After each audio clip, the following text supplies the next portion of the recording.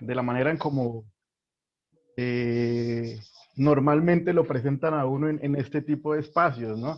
Entonces, obviamente es importante sacar el título y de dónde se graduó uno, y mucho mejor si digo que es de la Javeriana, porque pues, la Javeriana tiene prestigio, y etcétera, etcétera, etcétera.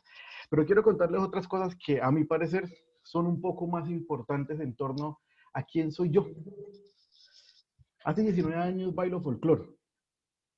Hace 19 años tengo la oportunidad de expresar con mi cuerpo lo que mis ancestros me heredaron. Soy además hijo de una madre santanderiana, soy hijo de un padre antioqueño, nieto de un abuelo que le enseñó a toda mi familia la joyería, orfebre, nieto también de un relojero, soy hermano y hace un par de años tuve el privilegio de que 3 niños empezaban a llamarme tío. También tengo la oportunidad de que en mi trabajo me digan profe. Y siento que esas cosas que les acabo de nombrar me llenan de mayor dignidad que cualquier otro título que pueda tener. Porque para el título uno simplemente tiene que ir a una universidad, bueno, en Colombia no es tan fácilmente, ¿no? Pero uno va a la universidad y se gana el título. Pero las otras cosas se van construyendo con mucho más esfuerzo y con mayor dedicación, porque es una dedicación de tiempo completo. Y les hablo de esto porque hoy quiero que pongamos en duda aquellos presaberes y aquellas cosas que creemos que son los derechos humanos. Que le volteemos un poco la idea a la concepción de los derechos humanos. Entonces vamos a hablar de algo que pues he denominado para la tarde de hoy, debates contemporáneos sobre derechos humanos. Voy a compartir una pantalla por aquí, ustedes me dicen si están viendo.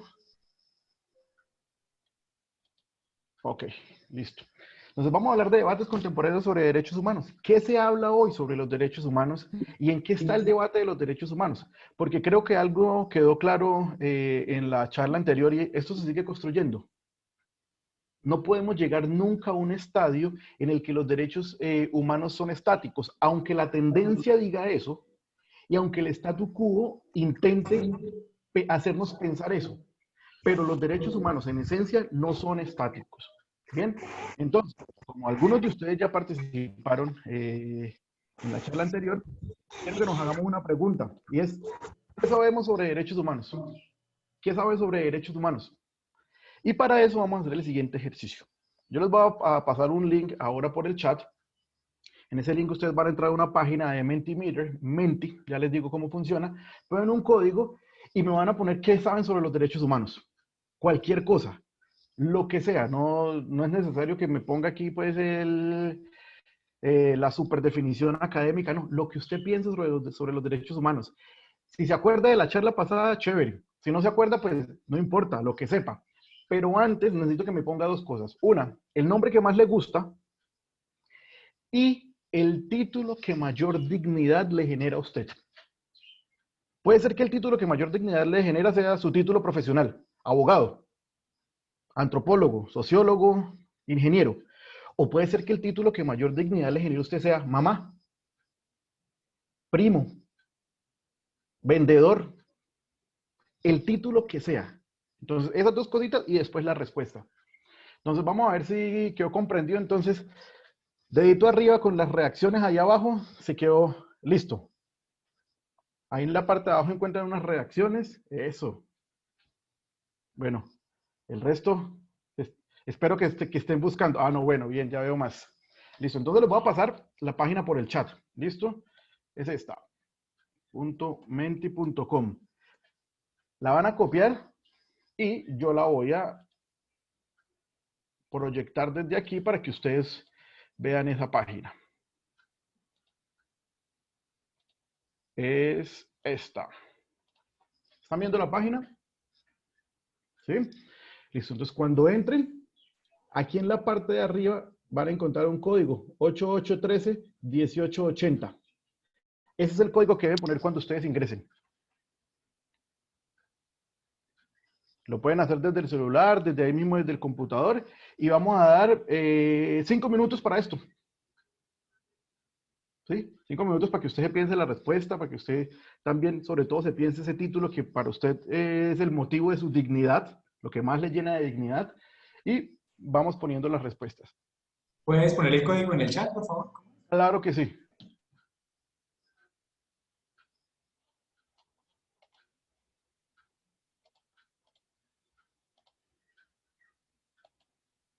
Ya les pongo el código. Ese es el código. 8813-1880. Gracias, Lira, que también lo habías puesto ahí.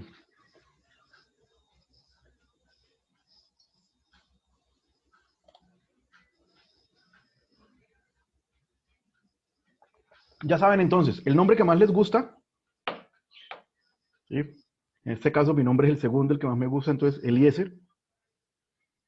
El título que mayor dignidad me genera, que cuando yo lo escucho digo, uff, qué rico que me llamen así. Para mí, en mi caso, profe. Siquiera cuando me dicen profesor, que profesor me parece súper formal, lejano.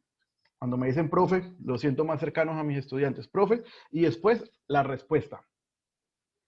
¿Qué son los derechos humanos?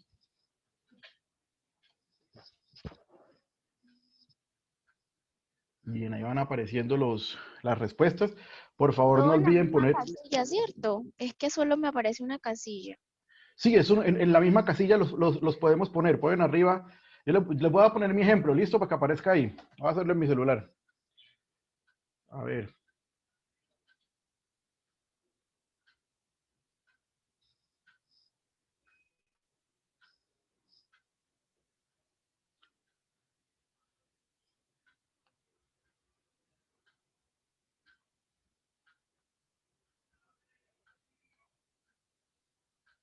Cuando tú dices nombre, te refieres a uno, bueno, para las personas que tenemos dos nombres, Ujú. ¿te refieres a uno de los dos que más nos guste o a cómo nos gusta que nos llamen? ¿Cómo te gusta que te llamen? Ok. Entonces, hay algunas personas que tienen dos nombres y les gustan los dos nombres. María Fernanda. Y me gusta que me digan los dos Exacto. nombres. O hay quienes les gusta que les llamen por el apellido o quizá ponen todo Exactamente. el nombre completo. No sé. Exactamente. Entonces, como me gusta que me llamen.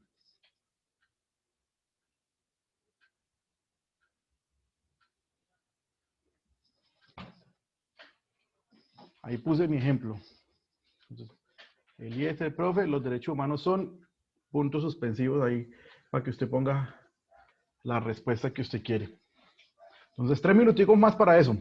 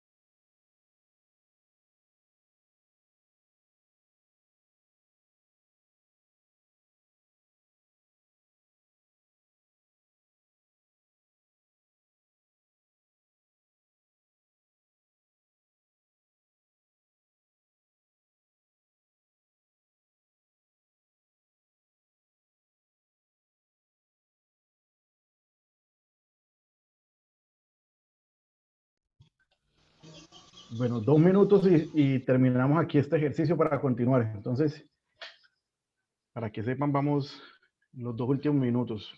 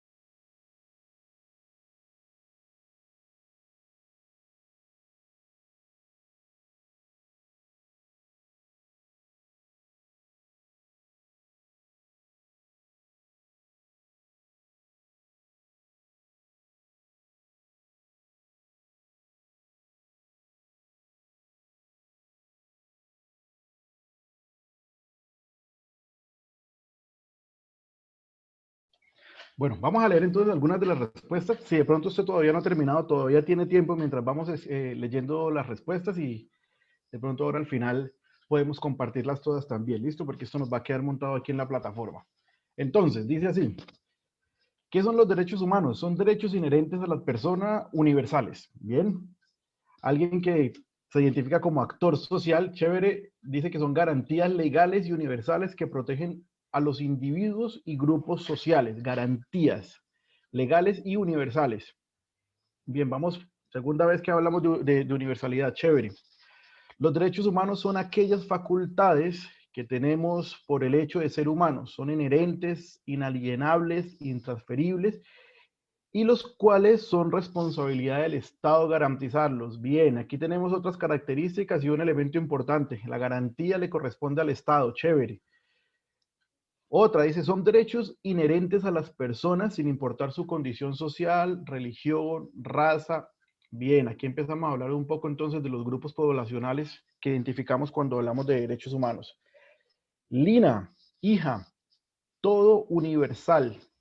Universalidad nuevamente, bien. Dice, Valen, que es estudiante, chévere, dice, los derechos humanos son una mínima consigna para la realización plena de la integridad de una persona, desde lo individual hasta lo colectivo. Muy bien. Vamos a leer este aquí. Dice, mi nombre favorito es Luis Carlos. El título más importante de mi vida es ser papá. Qué bacano. Dice, los derechos humanos es la evolución del derecho natural. Es la esencia misma de la integridad del ser humano. Estos existen para dignificar la existencia del humano. Muy bien. Aquí entonces empezamos a meternos un poco con la genealogía de los derechos humanos, ¿no? Cómo se van formando históricamente. Muy bien. Fernando, amigo, dice, los derechos humanos son todas aquellas cosas de las que puedo disfrutar, enmarcadas en la dignidad, por el solo hecho de existir, de ser persona. Viene un nuevo elemento y es dignidad. Muy bien. Marta dice, derechos adquiridos para nuestra vivencia y supervivencia para protegernos. Muy bien. Son los derechos que cada individuo les pertenece o tiene derecho, independientemente de su condición social, raza o nacionalidad. Muy bien. Merly Joana dice, son la compilación de normas que protegen la dignidad de las personas. Bueno, ahí tenemos varios ejemplos, muy bien a las respuestas de todos y de todas, y empiezan a salir unos elementos muy seguramente que traemos desde antes, que hemos escuchado, otros que muy seguramente también los vimos en la charla anterior. Entonces viene el tema de la dignidad, viene el tema de la universalidad, que son inherentes, que son inalienables. Muy bien. Hoy precisamente vamos a empezar a problematizar un poco eso. ¿Por qué? Porque resulta que en los debates contemporáneos de derechos humanos, precisamente nos empezamos a cuestionar en torno a esos principios básicos de los derechos humanos. Ustedes los han nombrado muy bien en medio de las diferentes de las concepciones y conceptualizaciones que les dieron a los derechos humanos, están todos los elementos. Pero entonces los vamos a repasar aquí rápidamente. Recordemos. Principios básicos de los derechos humanos. Tres principales, tres fundamentales. Entonces, uno, principio de universalidad. Básico. En toda literatura de derechos humanos, cuando hablemos de principios básicos, debe aparecer el principio de universalidad.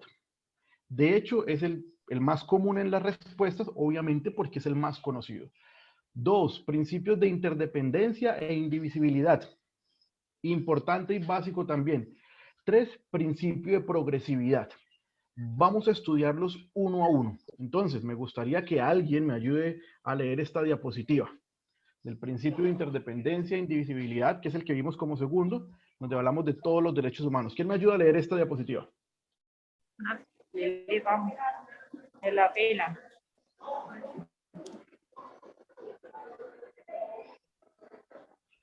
Esto se me desconfiguró. Listo. ¿Quién me ayuda a leer esta diapositiva? Cualquiera.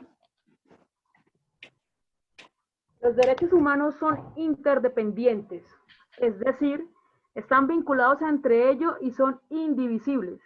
que no pueden separarse o fragmentarse uno de otros.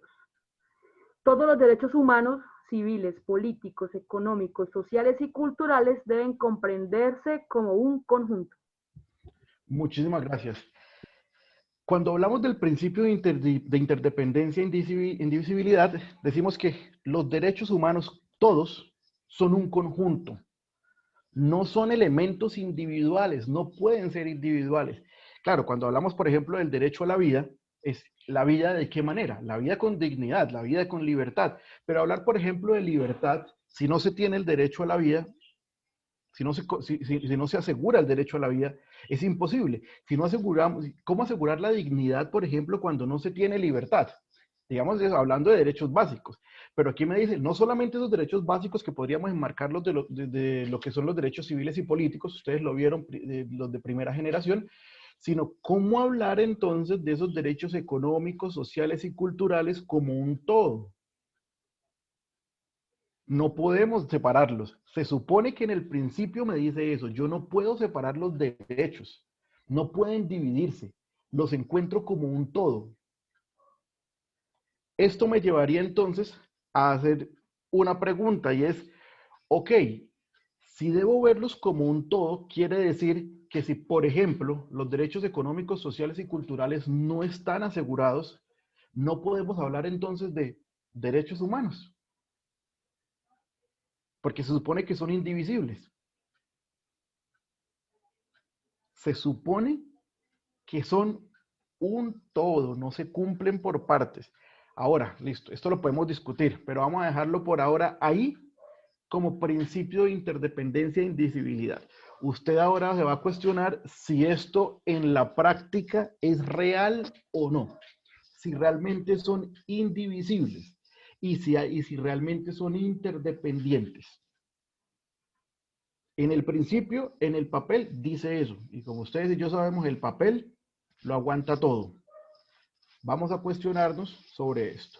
Segundo principio. Principio de progresividad. Paso a paso y sin retrocesos. ¿Quién me ayuda a leer esta diapositiva?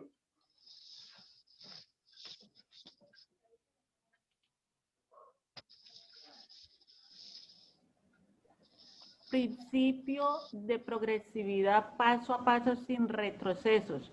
El principio de progresividad de derechos humanos implica el gradual progreso para lograr su pleno cumplimiento, es decir, que para el cumplimiento de ciertos derechos se requiera la toma de medidas a corto, mediano y largo plazo, pero procediendo lo más expedita y eficazmente posible.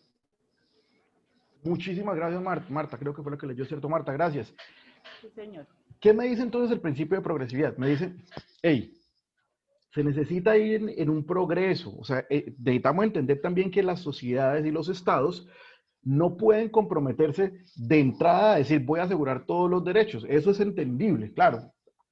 No podríamos, por ejemplo, comparar la capacidad que tiene el Estado noruego o el Estado suizo con la capacidad que tiene el Estado para asegurar ciertos derechos o la capacidad que tiene el Estado de la República Democrática del Congo para asegurar otros derechos. ¿Sí? Sin embargo, recuerden el principio que vimos algo, indivisibilidad e interdependencia. Aquí nuevamente pongo ahí mi cuña. El papel lo aguanta todo, pero en el principio se supone que debe haber un paso a paso y sin retrocesos. Por eso es necesario que cuando estamos hablando de derechos humanos dentro de las políticas específicas de un Estado, decimos, nos ponemos medidas a corto, mediano y a largo plazo. Es decir, en tantos años vamos a llegar a esta garantía, en tantos años vamos a llegar a esta y a largo plazo vamos a cumplir plenamente con la garantía de X, Y derecho. Finalmente, y lo dejo para lo último, porque sobre este es que especialmente hoy vamos a discutir. Principio de universalidad significa que los derechos son para todas las personas. Una persona más que me ayuda a leer esta diapositiva.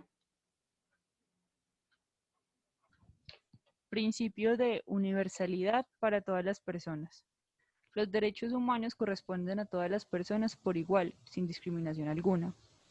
Todas las personas son titulares de todos los derechos humanos. En eso consiste el principio de universalidad, estrechamente relacionado con los derechos a la igualdad y no discriminación. Gracias, Valentina.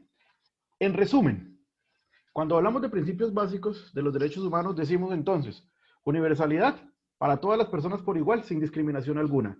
Interdependencia e indivisibilidad vinculados entre ellos y no se pueden fragmentar. Y cuando hablamos en tercer lugar de progresividad, decimos, vamos paso a paso, pero sin retrocesos. Es decir, cuando nos ponemos unas metas en derechos humanos, podemos ir poco a poco, pero asegurando que no vamos a retroceder en esos alcances que tengamos. Hasta ahí, creo que nada nuevo, ¿cierto que no? Ya esto lo sabíamos, ¿cierto que sí? Sí, Sí, sí. señor. Bueno, de todas maneras, algo importante, si alguien tiene preguntas o lo que sea, ahí abajo en las reacciones saben que puede levantar la mano. A mí me puede interrumpir cuando quiera levantando la mano y yo les doy la palabra, ¿listo? Tampoco quiero que esto sea como yo soy el iluminado que viene a decirles sobre derechos humanos. No, no es eso. Aquí es una charla entre lo que ustedes saben y lo que yo sé sobre derechos humanos, ¿sí? Porque muy seguramente algunos de ustedes también trabajan con esto o están en campo y son defensores de derechos humanos, entonces también la idea es que nos alimentemos mutuamente de esto. Entonces, hasta ahí vamos bien pues con principios básicos de los derechos humanos. Ahora, ¿qué vamos a hacer entonces a partir de este momento? Vamos a hablar de qué son los debates contemporáneos sobre derechos humanos. Y para eso les voy a presentar a tres teóricos que en la actualidad están desarrollando teorías, ¿sí? Valga la redundancia, sobre derechos humanos y parten del cuestionamiento precisamente de estos principios básicos. El primero de ellos es Alasdair MacIntyre, filósofo escocés, Richard Rorty, filósofo estadounidense, él es gringo, y Boaventura de Sousa Santos, que es un sociólogo portugués. Bien, entonces, estos tres señores son los que nos van a hablar hoy. A partir de ellos es que vamos a hablar hoy y que vamos a dar la discusión. ¿Listo? Entonces, empecemos por Alasdair MacIntyre. ¿Qué es lo que dice MacIntyre? ¿Cuál es la tesis de MacIntyre y qué es lo que propone MacIntyre? Básicamente lo que él dice es lo siguiente. Él va a cuestionar la universalidad de los derechos humanos y miren que cuando hablamos al principio, digamos que lo que más teníamos claro es los derechos humanos son universales. Los derechos humanos aplican para todo el mundo. Los derechos humanos son para todas las personas sin excepción. Y empezamos a nombrar, no importa la raza, no importa el credo, no importa absolutamente nada, los derechos humanos son universales. Eso es lo primero que pensamos. Sin embargo, MacIntyre va a decirnos, espere, vamos a cuestionarnos la idea de la universalidad de los derechos humanos. Porque el papel es chévere y eso es muy bonito y el discurso es re lindo. Hablar de que los derechos humanos son universales es súper bonito. ¿A quién no le gusta decir que es que los derechos humanos son para todo el mundo? Chévere, pero espere. Vamos a pensar lo siguiente, dice MacIntyre. En primer lugar, la misma idea de poseer un derecho requiere de normas socialmente aceptadas. Si no tenemos unas normas que sean socialmente aceptadas, no podemos pensar en la idea de poseer derechos. Yo les doy un ejemplo. ¿Cómo les parece a ustedes, y en este caso voy a hablar solamente con las mujeres, si yo les dijera que hoy vamos a discutir sobre la posibilidad que tienen ustedes o no de manejar carro, de conducir un vehículo? Vamos a discutir si ustedes deberían o no conducir vehículos. ¿Qué me dirían ustedes, mujeres? Claro, sí, señor, ¿por qué no? Nosotros también podemos manejar un vehículo y de pequeño hasta el grande. Pero realmente, ¿sí deberían manejar vehículos las mujeres? ¿Qué dicen las otras mujeres? Pues para mí no se tendría ni por qué discutir. Que debatir. Sí. Bien, Valentina, a eso quería llegar. En esta sociedad, con estas normas socialmente aceptadas que tenemos, ¿por qué tendríamos que hacer esa discusión? No debería discutirse eso. Sin embargo, si estuviéramos en este momento en Arabia Saudita, esa discusión se sigue dando. Porque las mujeres allá no pueden conducir. Y los avances que tienen ellos en materia de derechos humanos están diciendo en este momento, bueno, no, pues demos la discusión a ver si las mujeres pueden conducir o no.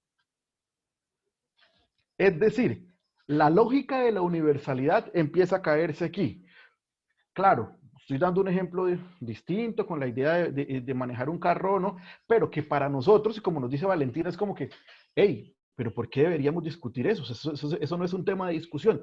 Pero en una sociedad distinta, con unas normas socialmente aceptadas que son distintas también, esa discusión sí es necesaria y sí hay que darla. McIntyre entonces va a decir, mire, solamente la idea de poseer un derecho requiere de que hayan unas normas socialmente aceptadas. Por ejemplo, el derecho a la propiedad. El derecho a la propiedad aquí existe y socialmente aceptado.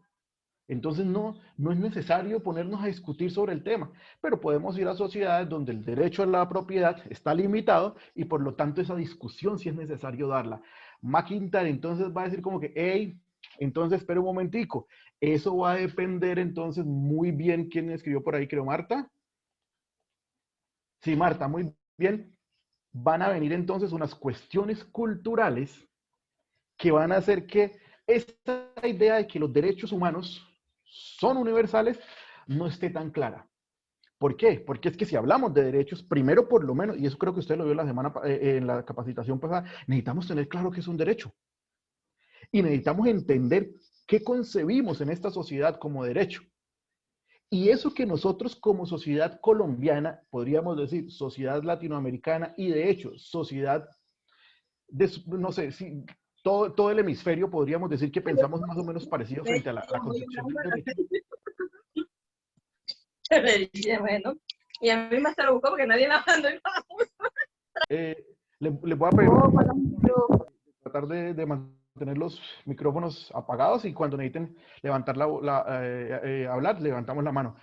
Luis, ya te doy la palabra. Entonces, esa idea necesita ser socialmente aceptada. Luis.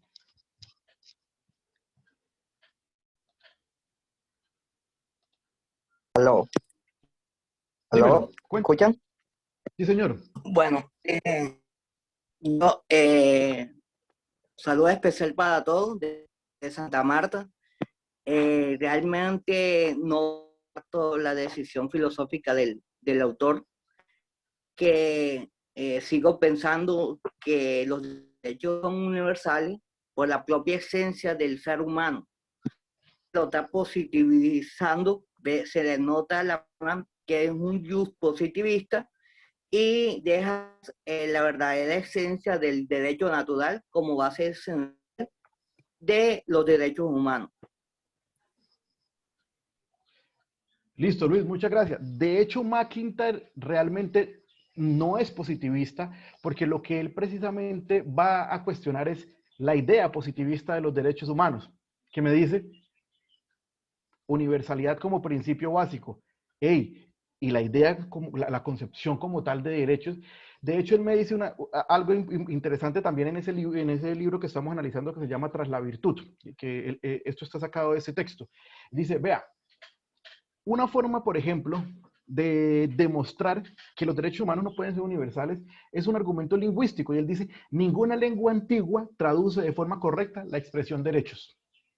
Si fueran universales, si vinieran de forma inherente con el ser humano, si vinieran con nosotros por el simple hecho de nacer como creemos, habría una palabra desde las lenguas antiguas que se refiera a ellos. Pero no, esto realmente va a aparecer en la Edad Media. Antes de eso nunca hablamos de derechos. Y algo importante frente al tema del lenguaje es todo aquello que no se nombra no existe. Las cosas empiezan a existir a partir de cuando se nombran. Yo cuando hablo de esto siempre recuerdo 100 años de soledad, cuando dice muchos años después, frente al pelotón de fusilamiento, el coronel Aureliano Buendía había de recordar aquella tarde remota en que su padre lo llevó a conocer el hielo. Y a partir de ahí empieza a decir, vea, Macondo era una aldea con esto, esto y esto. Dice, habían cosas que no tenían nombre y nos tocó ponerles nombre.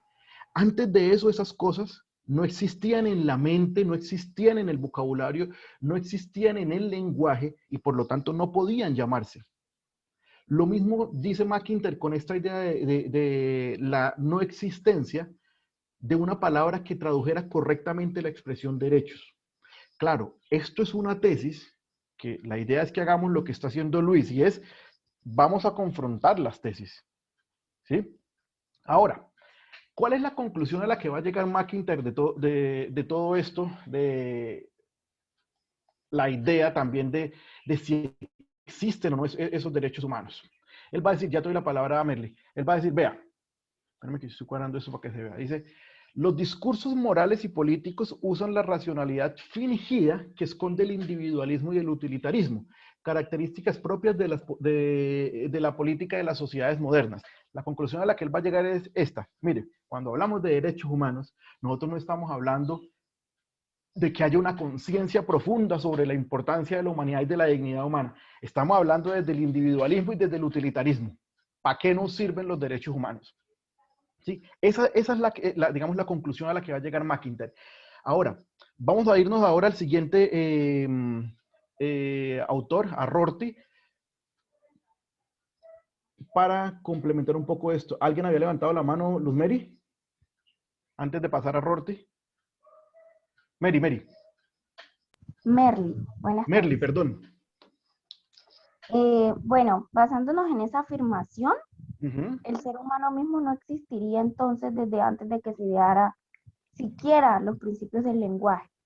El lenguaje simplemente es una herramienta más, como todo lo que ha creado el ser humano, para comunicarse, para existir, para sobrevivir, o sea, el lenguaje, la trascendencia del lenguaje es simplemente que es la herramienta más útil que tiene el ser humano para comunicarse, para contar. No podemos definir a las cosas o a la existencia de las cosas porque la palabra exista o no. De hecho, el lenguaje, por lo menos el idioma castellano, que hoy por hoy se fusiona tanto con otras lenguas como son el inglés, todos los días se crean términos nuevos. O sea, el lenguaje se construye. El lenguaje lo que construye es el lenguaje mismo, más no a los seres. Entonces no podemos decir que nada antes de que existiera el lenguaje existía porque es absurdo. O sea, el ser humano mismo ya existía y él fue el que lo creó. No tiene ningún, o sea, no entiendo bajo qué precepto de la persona que lo afirmó se le ocurre decir semejante, bueno, cosa tan cuestionable.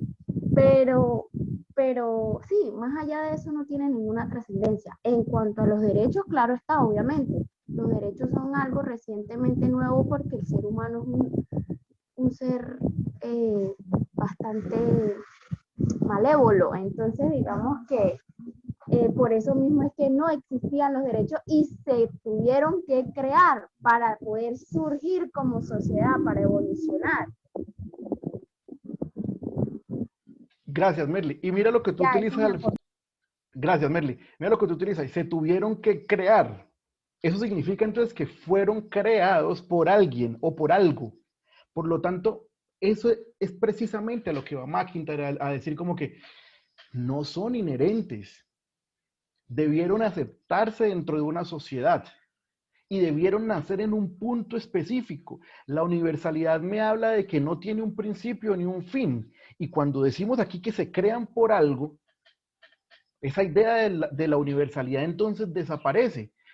Claro, insisto, esta es la posición de McIntyre y es precisamente la intención, yo les decía ahorita, que vamos a hablar aquí de lo que ustedes sepan y de lo que nosotros sepamos para poner en duda esto y para que cada uno llegue a sus propias conclusiones. Marta. Y vendría como a lo que yo coloqué en mi escrito, vendría a ser como para la supervivencia de nosotros, ¿no? Porque si no hubiera derechos, ¿cómo podríamos sobrevivir?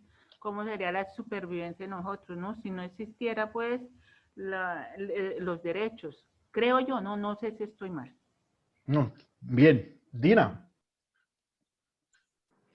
Buenas tardes para todos. Bueno, respecto a lo que dijo Merly y Marta, podríamos hablar también sobre el contrato social, donde nosotros como sociedad permitimos que nos quitaran en parte cierta libertad para poder convivir todos armoniosamente, donde nacen derechos y obligaciones. Gracias, Dina. Sí, es decir, necesitamos de ese contrato social, de esas normas establecidas, pero que ocurren en un momento específico y en una sociedad específica.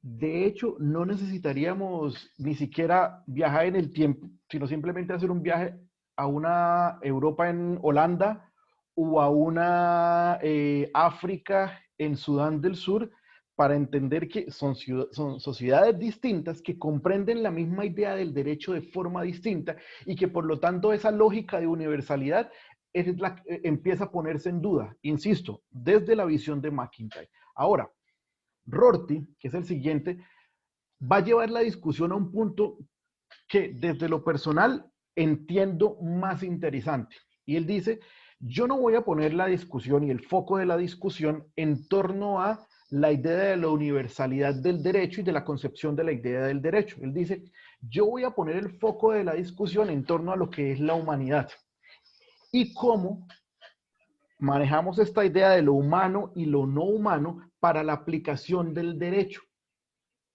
Entonces él dice lo siguiente. Ok, Rorty comienza el texto con una carta muy interesante, pero muy dura de leer, de un corresponsal que está en la guerra en Balcanes por allá en 1994 y está contando pues, a su casa editorial lo que él está viendo. Entonces él cuenta cómo, digamos, una parte del conflicto comete unas violaciones de derechos humanos sobre otros, en este caso sobre los musulmanes. En Srebrenica, una ciudad bosnia, hubo una masacre que se considera un genocidio de musulmanes. Fueron 8.000 personas que murieron en un mismo lugar, pues que fueron asesinadas en un mismo lugar. Pero él decía, vea, han llegado a unos puntos de, digamos, de bajeza humana que vi cómo le mandaban a un musulmán a cercenarle el pene a un compañero con los dientes, a quitarle el pene a un compañero con los dientes. Ahora, ¿en qué basaban esto? Ellos basaban esto en la idea de lo humano y lo no humano. ¿Por qué? Porque si no es humano, no hay violación de derechos humanos. Porque la violación de los derechos humanos solamente se comete sobre los humanos. Entonces ellos dicen, Rorty dice, no es la idea de que exista o no el derecho humano, no es la idea de que sean universales o no. El punto y la discusión tiene que darse hoy en la contemporaneidad sobre la idea de lo humano, sobre cómo deshumanizamos para poder cometer actos de violación de derechos humanos sin creer que estamos haciendo absolutamente nada. Ay, espérenme que estoy viendo aquí en el chat, pero no Profe, puedo, eso no se me abre el podría chat. resumir en un concepto que de hecho está en la tan cuestionada y no tan aceptada Biblia, que es 1 Corintios. Todo me es permitido, mas no todo me conviene. Todo me es lícito, mas no todo edifica. Entonces el ser humano puede poder matar a otros, sí, todos tenemos la capacidad de hacerlo. Que no debemos hacerlo, ahí es donde entran las normas.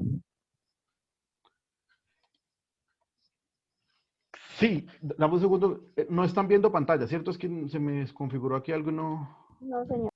Ahora deberían verla, ¿cierto que sí? Sí, ya. Ya se ve. Sí. Listo. Entonces, claro, digamos que podemos hablar desde el universalismo que también habla el cristianismo, ¿no? Porque el cristianismo también habla de la universalidad.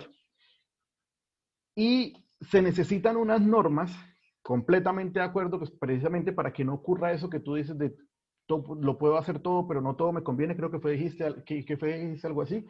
Pero esas normas por detrás tienen una sociedad que las acepta, que es lo que decía la compañera, una especie de contrato social.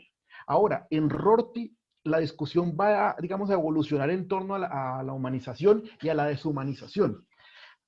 Ahora, ¿por qué Rorty habla de eso? Dice, porque es que no ocurrió solamente en los Balcanes, no ocurrió solamente en Bosnia. Ocurrió, por ejemplo, en Ruanda con Hutus y Tutsis. Cuando los Hutus le dicen a los Tutsis, ustedes son unas cucarachas, ¿y uno qué hace con las cucarachas? Uno una cucaracha, ¿qué piensa? Las mata. A matarla, a aplastarla y ojalá que no quede nada, ¿cierto? Porque dan es asco. Cuando empiezan ellos a llamar a los Tutsi cucarachas, cucarachas, cucarachas, lo que están haciendo básicamente es deshumanizarlos, quitarles la idea de humano. Y como es humano, y como no es humano, yo no estoy cometiendo una violación de derechos humanos. Terror te dice, venga, la discusión sobre derechos humanos hoy tiene que darse ese en torno a lo que es humano, a la idea de humanidad que tenemos. ¿Perdón? Y ahí entra la biología, a llevarle la contraria. Explícate, por favor. Es muy fácil saber quién es humano y quién no. O sea, que una persona considere que otra no es humano, ya eso es muy su raye. Pero la biología define muy claramente qué es un ser humano y qué no es un ser humano. Claro, pero la discusión en derechos humanos nunca se da desde la biología, sino que la discusión en derechos humanos se da desde lo que comprendemos como humano. De hecho, parte de del cuestionamiento que va a hacer Rorty es que lo humano se va a entender como el nosotros, o los que se parecen a nosotros en cuanto a comportamientos y costumbres. Y dice, y van a haber una idea de humanos limítrofes, es decir, unos humanos que se parecen a nosotros, pero que no son tan iguales a nosotros. ¿Cuáles son los humanos limítrofes que llama Rorty? Dice, primero, la idea entre humano y animal. Los cerdos judíos, las cucarachas tutsis o los monstruos guerrilleros. Entonces, cuando hablamos de deshumanizar, hablamos de que le damos unas características animales a ciertas poblaciones. Esos judíos son unos cerdos, los tutsis son cucarachas, los guerrilleros son unos monstruos, ninguno de ellos es humano y por lo tanto no duele lo mismo. No duele igual cuando moría un guerrillero a cuando moría un soldado. No dolía igual cuando mataban al Tutsi que cuando sufría un Hutu. No duele igual cuando muere el cerdo judío que cuando muere el palestino víctima. Esa comparación, dice Richard Rorty, nos lleva a tener unos humanos y una idea de subhumanos, o por lo menos humanos limítrofe. La segunda, la diferenciación entre adulto y niño. Chicos negros, mujeres infantiles. Y aquí viene la idea de también cómo se trata a las mujeres como ese humano limítrofe. ¿Por qué? Porque aunque se parezcan características, no es igual, no piensa igual, no es igual de inteligente, no tiene las mismas capacidades. Y en el tercer caso de los humanos limítrofes se habla de el hombre y el no hombre. Es decir, todo aquello que no es hombre, por lo tanto es humano limítrofe.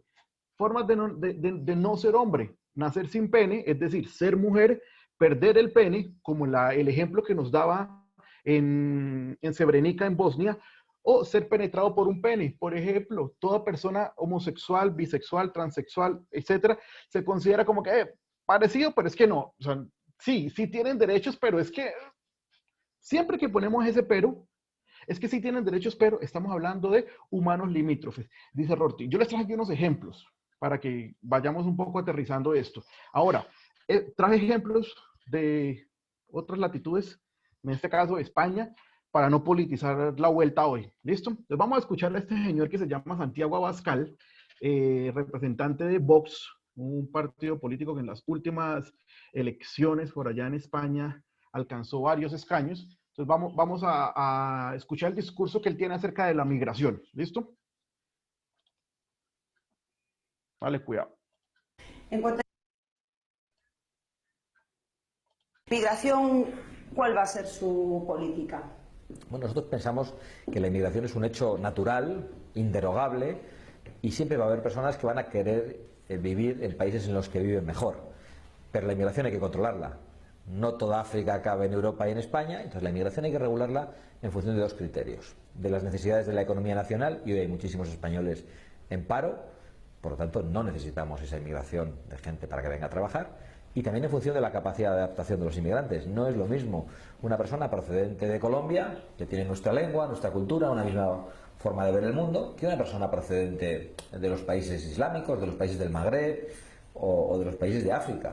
No se adaptan de la misma manera a vivir entre nosotros. Nosotros solo decimos que la inmigración hay que regularla en función de esos criterios. Y sobre todo, que no toleramos la inmigración ilegal. Que quien entre ilegalmente en España tiene que ser expulsado de España inmediatamente. Y que a nuestros guardias, a nuestros policías, hay que darles los medios materiales y jurídicos para defender nuestras fronteras.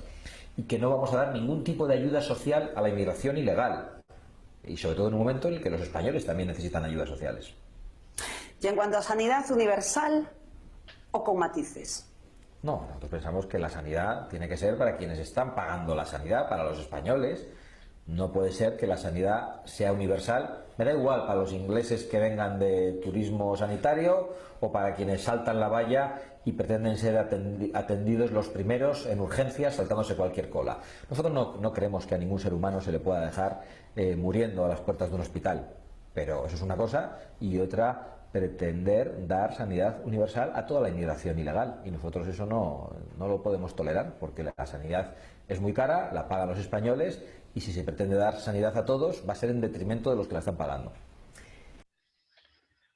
Ese discurso de Santiago Abascal es un ejemplo perfecto de lo que es el doble discurso sobre los derechos humanos, ¿no? Y es: creemos que la migración es natural, creemos que la migración es parte del derecho humano, porque de hecho migrar es un derecho humano, pero, ahí empiezan los pero no es lo mismo un africano subsahariano que un colombiano.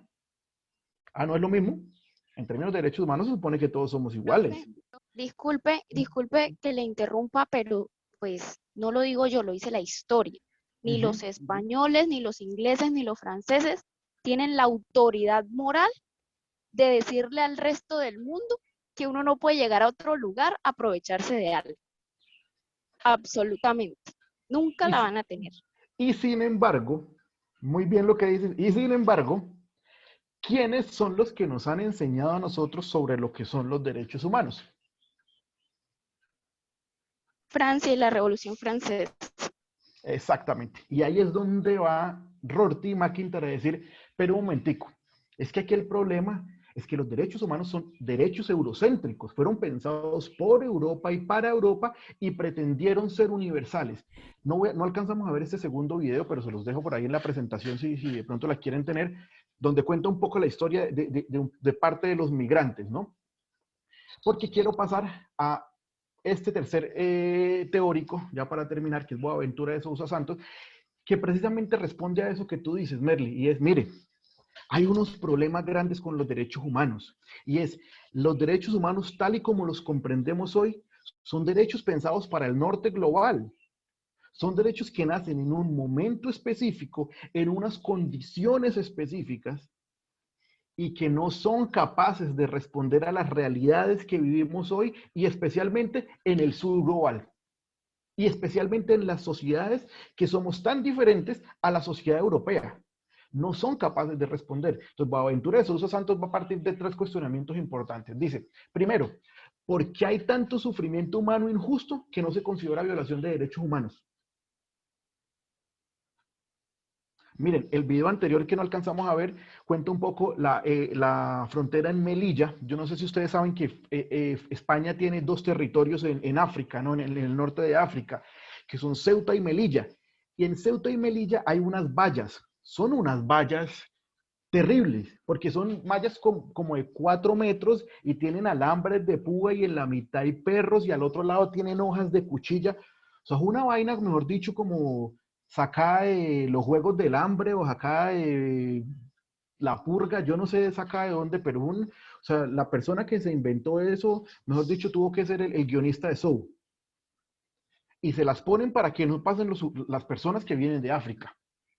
Y una de las personas que está ahí, pues, que es defensora de derechos humanos, precisamente allí en el sur de España, dice, vea, si una valla como esta se pusiera en cualquier frontera de Europa para capturar aves, para capturar pájaros, la Unión Europea pondría el grito en el cielo, porque es terrible una valla de estas.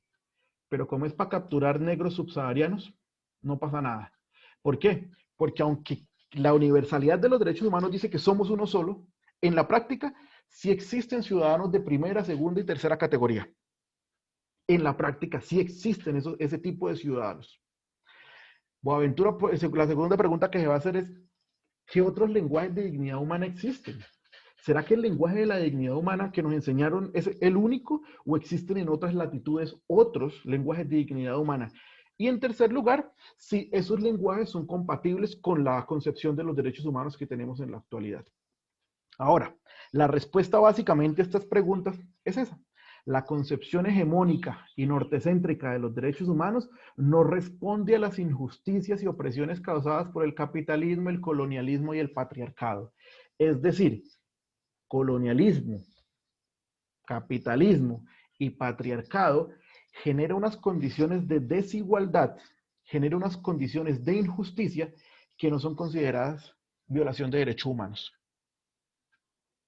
El capitalismo, por ejemplo, en Chile, no permite que el agua, por ejemplo, que el agua que la produce el suelo de una nación, está allí, sea un derecho para las personas, sino que es un negocio de privados. Entonces, una persona que no tiene agua está en unas condiciones de injusticia y de desigualdad. Y eso es algo heredado o algo que es producto del capitalismo. ¿Por qué eso no se considera una violación de derechos humanos? El acceso a la tierra. ¿Por qué cosas como esas no se consideran violaciones de derechos humanos? ¿Por qué? Porque es que nuestra idea de derechos humanos parte de la idea eurocéntrica de los derechos humanos, lo que los europeos pensaron en un momento específico de su historia sobre lo que eran los derechos humanos. Y no solamente los europeos, más adelante el norte global, ¿sí? Todo el norte global. Ahora, no solamente que la idea actual de los derechos humanos, que es hegemónica y nortecéntrica, no sea capaz de responder, sino que además rechaza cualquier otra concepción contrahegemónica derivada de perspectivas insurgentes, revolucionarias y sobre todo no eurocéntricas. Es decir, si una persona no eurocéntrica habla de que son los derechos humanos, de una vez, no solamente ellos, porque esto es un sistema, de una vez decimos como que, uy, no, pero ¿por qué va a cuestionar la universalidad de los derechos humanos? Es que los derechos humanos son universales porque sí.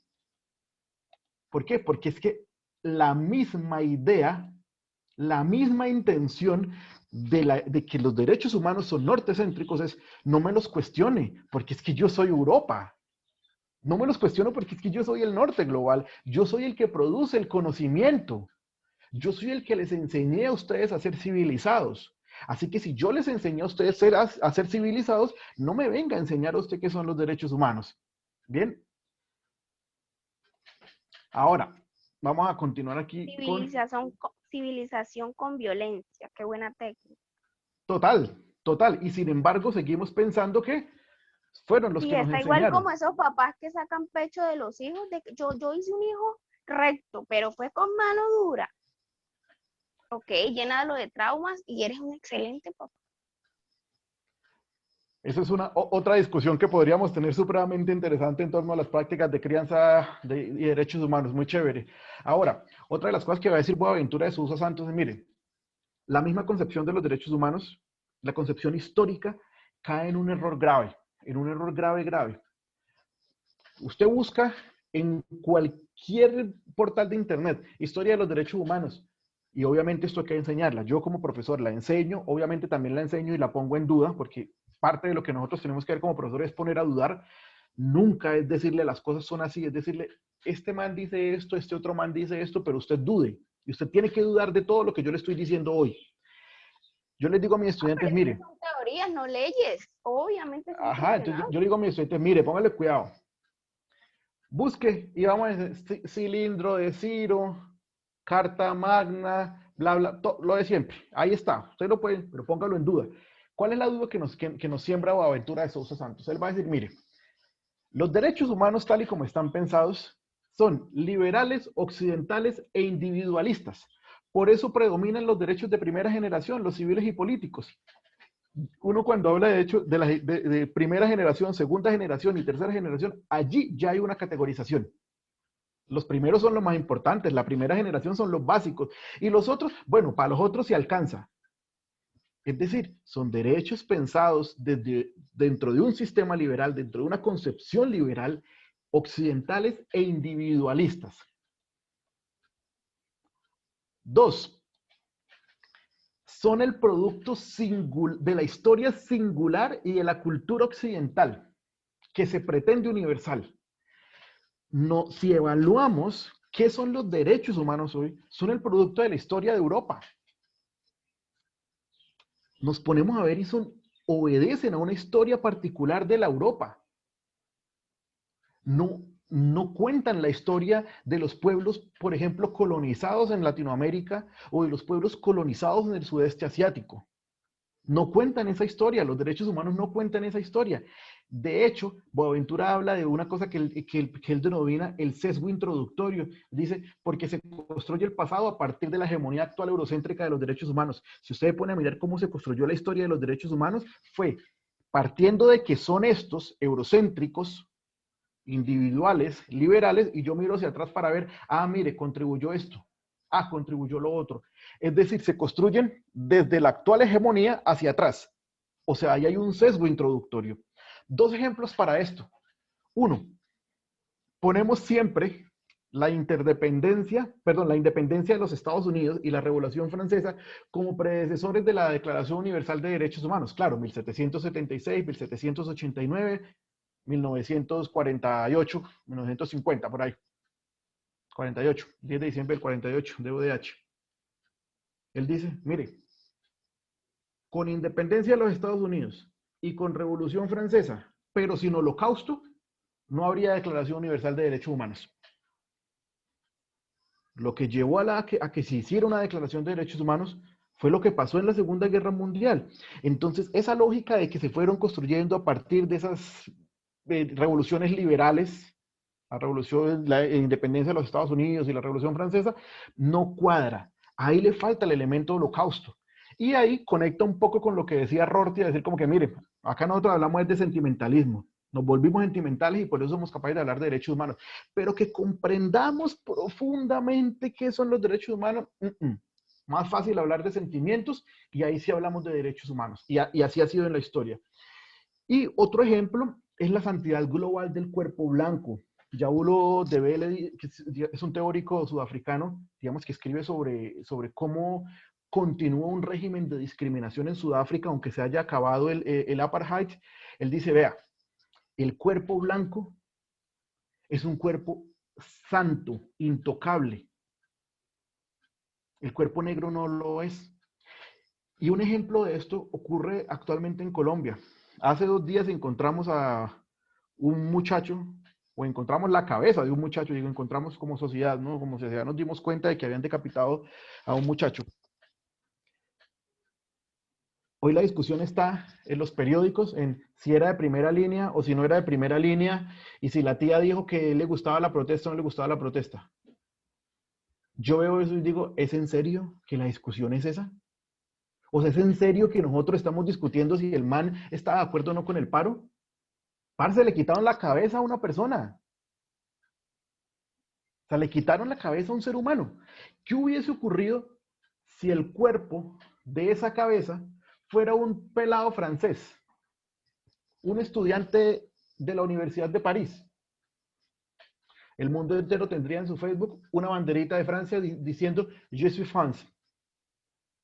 El mundo entero. Porque así ocurre. Lo que pasó con la revista de Charlie Hebdo. Exactamente, porque cuando ocurre allá, sí duele, a los eso muerto, ciudadanos sí duele. del primer mundo, a los ciudadanos de primera categoría, a estos que Yaulo Nedele habla de la santidad global del cuerpo blanco, esos cuerpos blancos que son santos, le duele al mundo entero.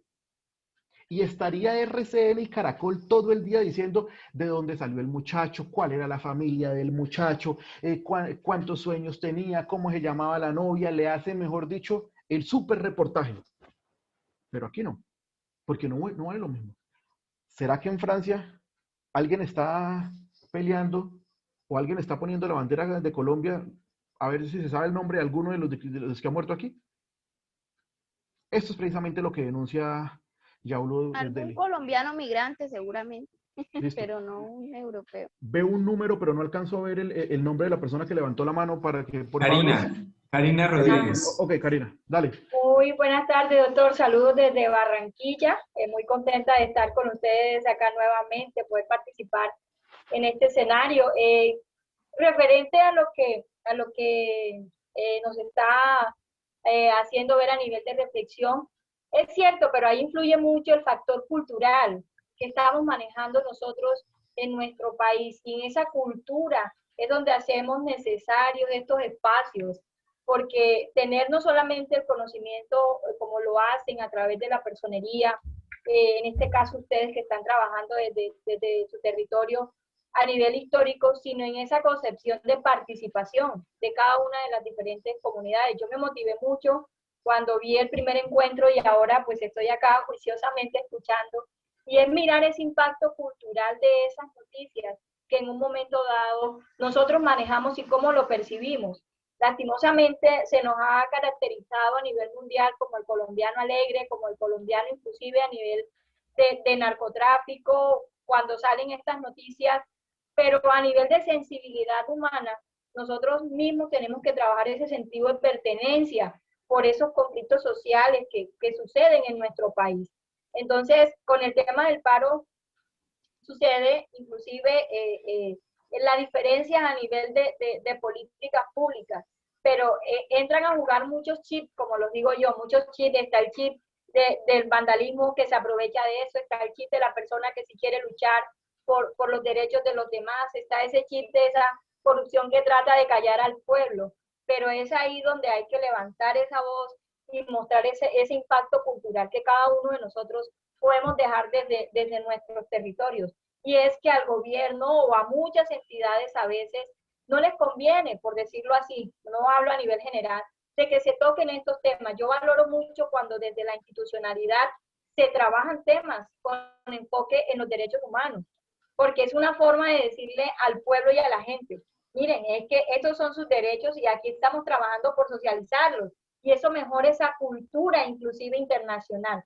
Yo he tenido la oportunidad, tengo familia en el extranjero y amigos fuera, y cuando me hacen referencia sobre lo que está pasando en nuestro país, es como nos observan desde allá afuera hacia acá. Si ven lo que usted decía, pasa algo en otros países y nosotros somos una copia y pega de todo lo que pasa allá afuera. Pero ¿dónde está el sentir del pueblo colombiano de poder sensibilizarnos por eso que le está pasando a ese joven? O inclusive, no solamente a la población civil, a las mismas autoridades que en un momento dado también son víctimas de estos escenarios y son los que se enfrentan con la población civil. Entonces, es ahí la reflexión que tenemos que hacer en este momento. ¿Qué tipo de cultura ciudadana y qué tipo de cultura mental inclusive estamos trabajando nosotros en nuestro país y hacia dónde estamos formando? Si estamos formando a la población para obedecer o al estudiantado para obedecer, o para que tenga un pensamiento crítico, analítico y reflexivo al momento de trabajar con las comunidades sobre estos temas. Karina, muchas gracias. Mira que ahorita que estás pensando, y obviamente esto sería una charla completamente distinta, pero tiene que ver con un tema de nuestra cultura de violencia, ¿no? La violencia cultural de la que autores como Galton y Lederach van a describir a Colombia, no como una cultura violenta, sino como un país violentamente cultural. Pues digamos que es un tema, un juego de palabras ahí que es interesante porque no toda nuestra cultura es violenta, pero sí somos un país con una cultura de violencia, ¿sí? Tenemos culturalmente cosas muy bonitas que nosotros las reconocemos, las disfrutamos, las amamos, pero está impregnado en nosotros lo que tú decías, ese chip de la violencia que nos hace ver lo que pasó como si nada ocurriera, pero también ese chip de la colonialidad que nos hace pensar que cuando se muere alguien en un atentado en Orlando, ponemos todos la bandera de los Estados Unidos y nos sentimos mal, también porque hay toda una construcción de los medios hegemónicos, pero no nos sentimos ni tan mal cuando pasa algo aquí, es como que, ay, hijo de madre, le quitaron la cabeza a un muchacho, no, terrible, y el siguiente día estamos como si no hubiera pasado. Si eso pasara en otro lado, duraríamos semanas hablando del tema. Ya le doy la palabra, creo que era Valentina y Merly. Voy a terminar esa parte de Boaventura y les doy la palabra antes de acabar, que ya estamos terminando.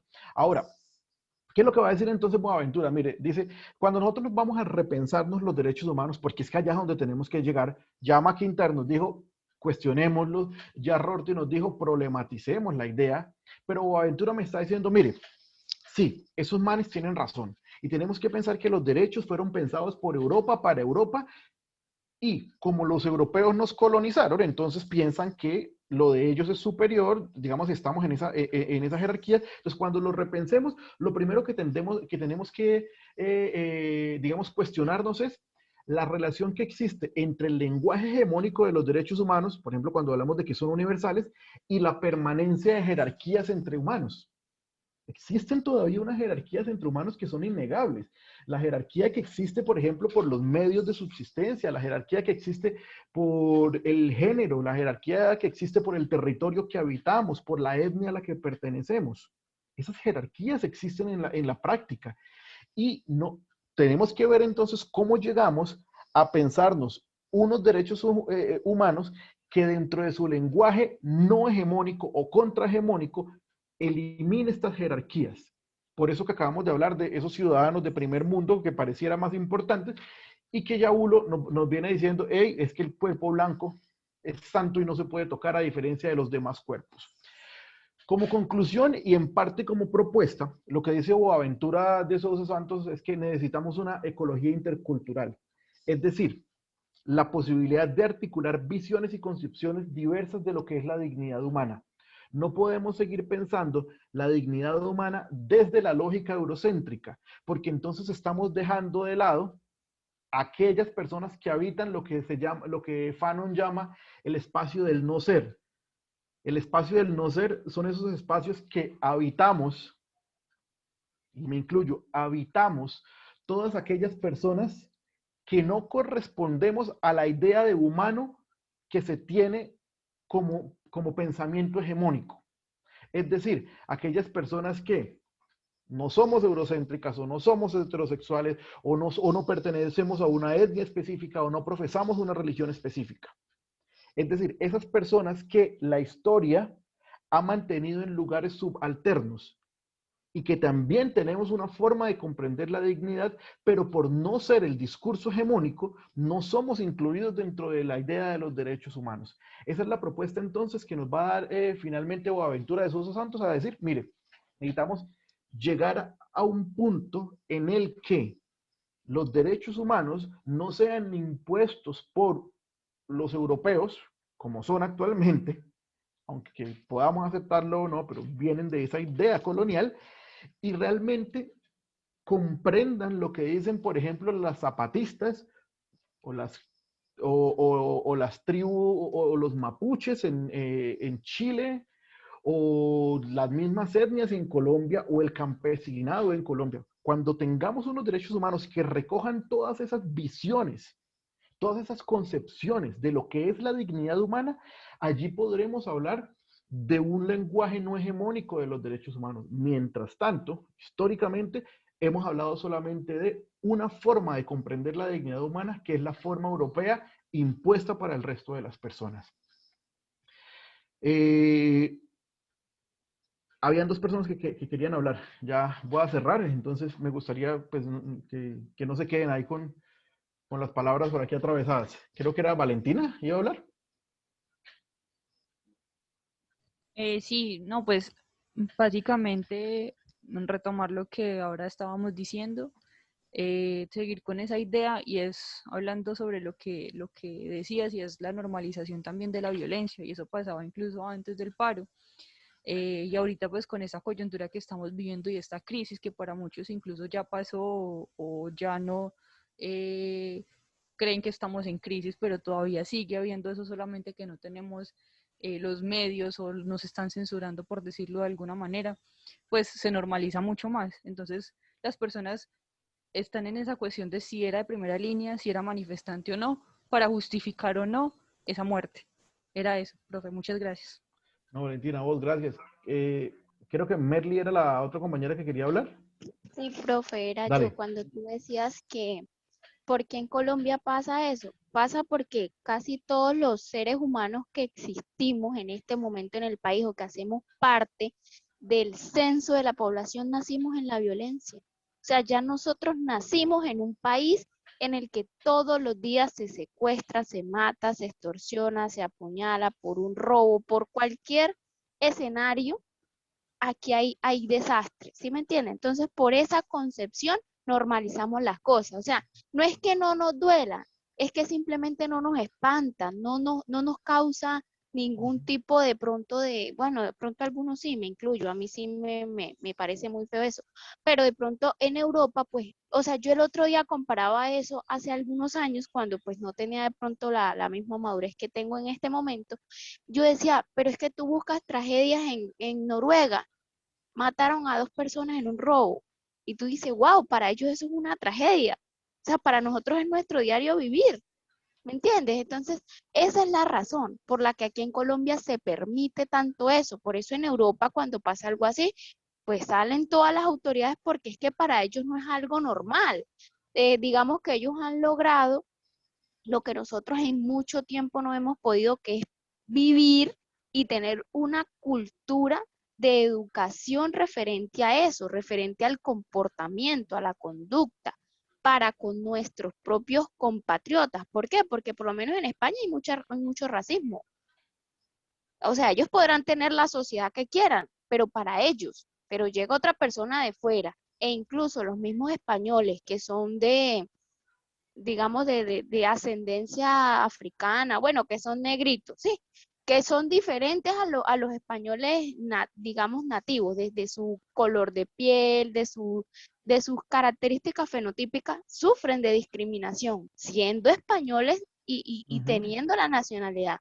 Entonces, eso es lo que ocurre en cuanto a la violencia. Y en cuanto a lo que tú decías de todo esto de la superioridad de los humanos, pues desafortunadamente los seres humanos tenemos esa concepción de querer vernos sobre otro. O sea, no sé por qué a raíz de tanto tiempo de evolución no hemos podido mejorar ese pensamiento, que es que para vivir bien no necesitamos ser más que otra persona. O sea, la otra persona puede ser una persona y yo puedo ser una persona, los dos podemos tener los mismos derechos y aún así competir. ¿Competir por qué?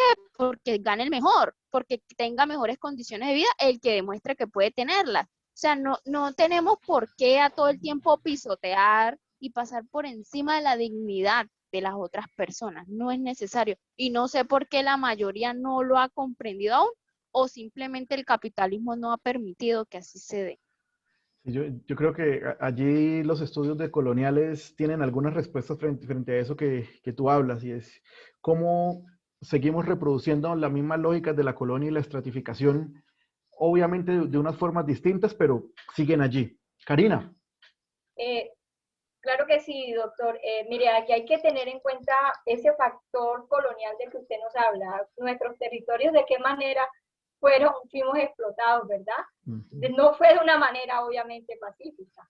Entonces hay que mirar que eso ha trascendido y lamentablemente es una historia, es una herencia que ha quedado, que no es conveniente para las nuevas generaciones que tenemos ahorita mismo en nuestro país, y que hay que cortar ese cordón umbilical de una u otra manera, y es trabajando no solamente con las personas adultas o funcionarios, sino sobre todo con los niños.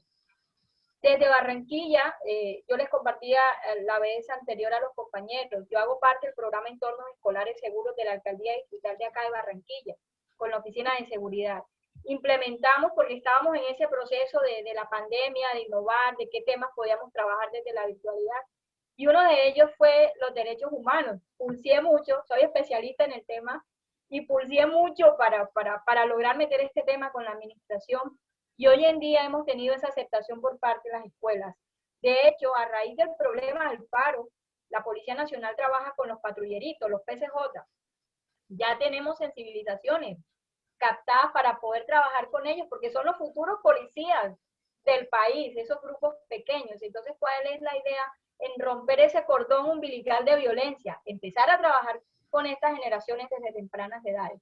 Otro factor que quiero adicionarle en mi intervención es el tema de las redes.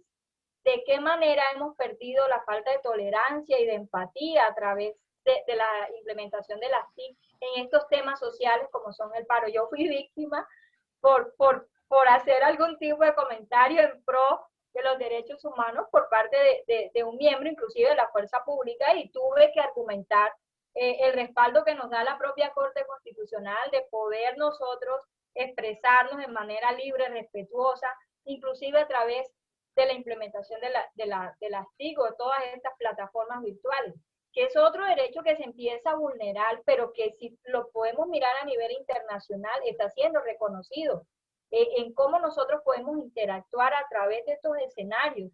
Y es cuando hablamos de cibercultura, de esa cibercultura que empieza a generar procesos de transformación social, aún a través de tocar estos temas como derechos humanos, como impactos culturales, y es otra de las formas como podemos nosotros romper esos cordones umbilicales de violencia, cómo a través de utilizar nosotros estas herramientas, como lo ha sido el Internet a nivel internacional, podemos trabajar para promover este tipo de escenarios como son los derechos humanos, y de qué manera una persona, inclusive a través de las redes, sin responder de manera violenta, pero con argumentos sólidos, podemos defender nuestro propio derecho a la libertad de expresión de una manera que no sigamos en ese dime que yo te diré y empecemos a demostrar cómo podemos empezar a hacer cambios en la sociedad.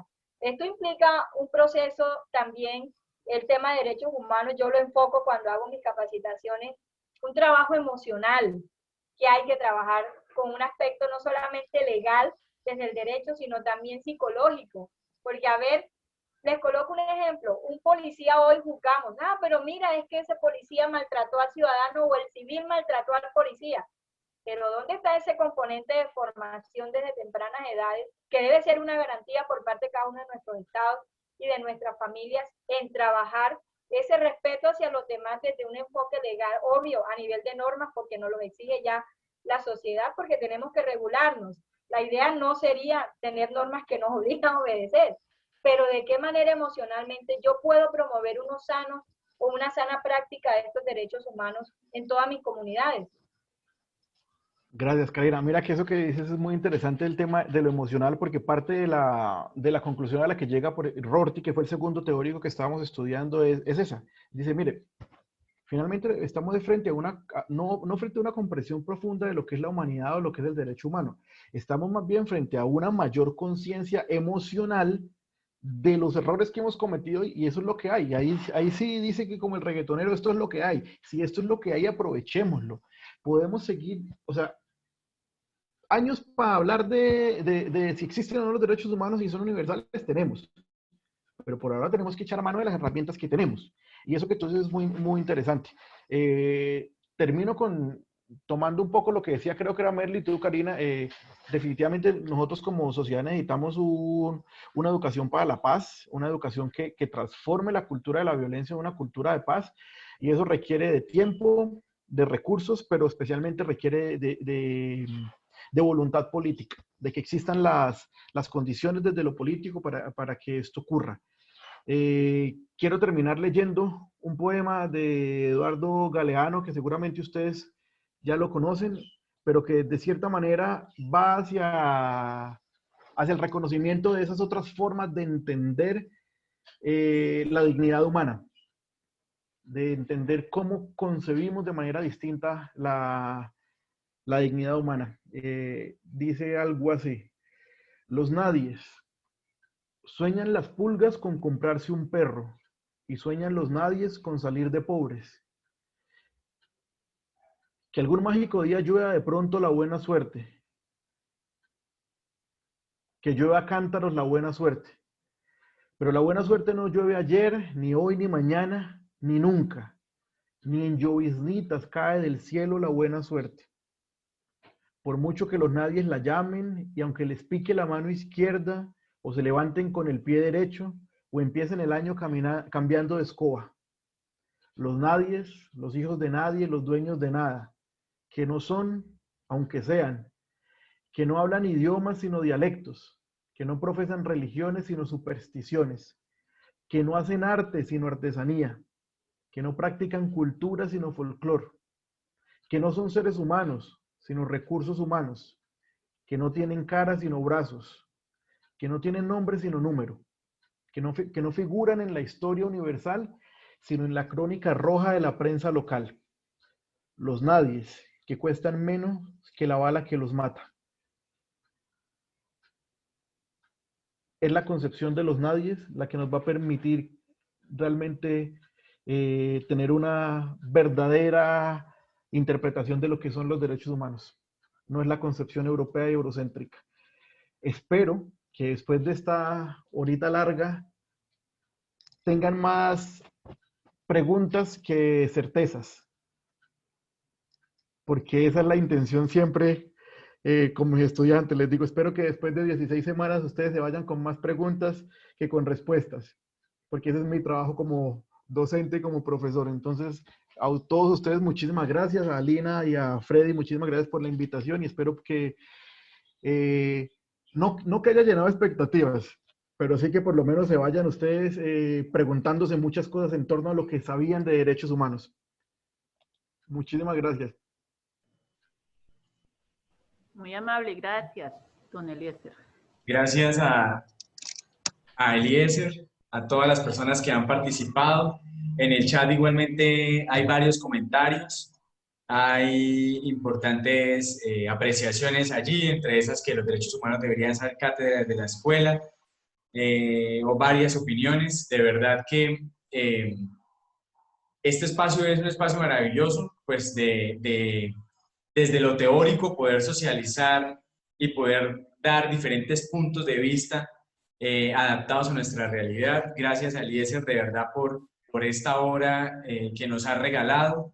Para todos, el propósito desde la personería es seguir con estas jornadas, con estas capacitaciones, con estos talleres, lograr quizás la intervención de personas así como Eliezer, que nos permitan entre todos colaborar, discernir, construir, coger esos conceptos y poderlos despedazar para masticarlos, para aplicarlos a nuestra realidad. Entonces, los invito cordialmente, ya ahí están compartiendo nuestras redes sociales, los invitamos para que nos sigan, para que allí pues estén en contacto con nosotros, nos compartan sus experiencias e igualmente se estén enterando de las actividades de la personería, que así como estas actividades virtuales, ya en la oportunidad en la que se pueda quizás hacer presenciales también, pero en el tema de derechos humanos vamos a seguir manejando los principios que lo caracterizan: la universalidad, la participación, la inherencia, el hecho de poderlos tener solamente por ser humanos. Entonces, gracias nuevamente a Eliezer, a todos los participantes. Doctora Lina, igualmente gracias por toda la organización. Gracias, Doc, al profe también. Mil gracias por la posición que ha tomado el día de hoy en base a un poco en la historia. Yo les decía a ellos en la primera sesión que yo no era amante a la historia, no soy amante y comparto mucho el tema que una de nuestras compañeras decía y de los derechos humanos desde el momento de las emociones. Hicimos varias actividades bonitas y bueno, esperemos poder volver a tenerte para que compartamos algún espacio de esos. Le agradezco de antemano porque me ha dejado a mí, que pues efectivamente tengo una maestría en derechos humanos, paz, desarrollo y ciudadanía, un poco más de conocimiento. Entonces esto es algo cierto. Los derechos humanos no están fijos hoy y van evolucionando y son maneras diferentes de tomarlas. Tú las tomas de una manera, cualquier compañero de aquí. Hay posiciones, hoy nos acompañaban algunos sindicalistas, otras personas de varias organizaciones que efectivamente tendrán una postura diferente. Y espero seguir manejando estos talleres donde podamos hacer ejercicios prácticos de roles, de cosas que nos lleven a traer sentimientos que conservamos como seres humanos y que nos atraen a una sociedad con una protección a los derechos humanos que son un todo universal como lo manifestaba inicialmente. Gracias al doctor Freddy por la participación. Y no quisiera que nos fuéramos si no podemos hacer una toma fotográfica en las personas que no tengan ningún inconveniente en poner sus cámaras para que esto siga motivando a aquellas personas que aún tienen dudas en participar, de que se puedan volver a unir en nuestro próximo taller, que esperamos sea muy pronto. Por mi parte, continuará activo el grupo de WhatsApp. Hoy ya tenemos casi 50 personas, que obviamente seguiremos atentos a cualquier inquietud. Esto es un medio de comunicación en el que la personería ha creado para cualquier inquietud que ustedes tengan en alguna circunstancia especial. No importa desde qué municipio, ciudad o país estén, pues la idea es prestar un servicio integral. Muchas gracias, que Dios los bendiga. Y nada, pues la fotico, Doc. Sí, un segundito. Marta nos ayuda con eso, con la foto, por favor. Los que puedan encender la cámara, les agradecemos. Un segundo.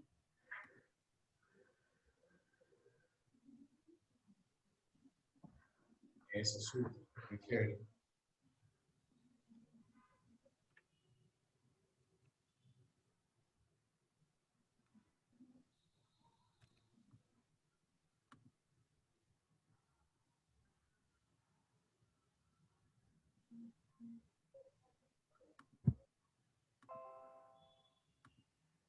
Listo, nos avisan, Marta, porque ya todos congelados. Listo, ya, gracias. Bueno, muchas gracias para todos. Hasta una nueva oportunidad. Gracias por participar. Gracias, señor personero, muy también un abrazo. amable. Gracias, Eliezer, muy amable. Gracias, doctor. Muchas gracias al ponente. Muy bonita la clase, muy chévere. Con mucho gusto. Ojalá y se multipliquen estos escenarios para las demás personas. En serio, son unas oportunidades muy bonitas para crecer.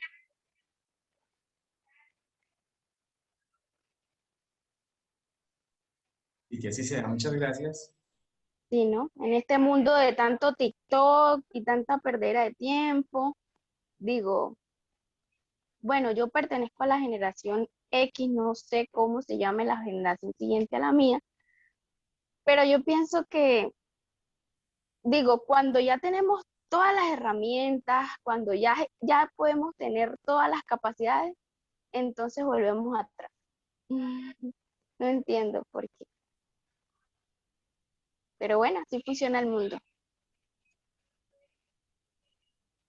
Te esperamos en otra oportunidad, Meli. Gracias por tus aportes. Hasta luego, muchas gracias. Hasta Sí, luego. espero la invitación, ahí estaré. Claro que sí, gracias.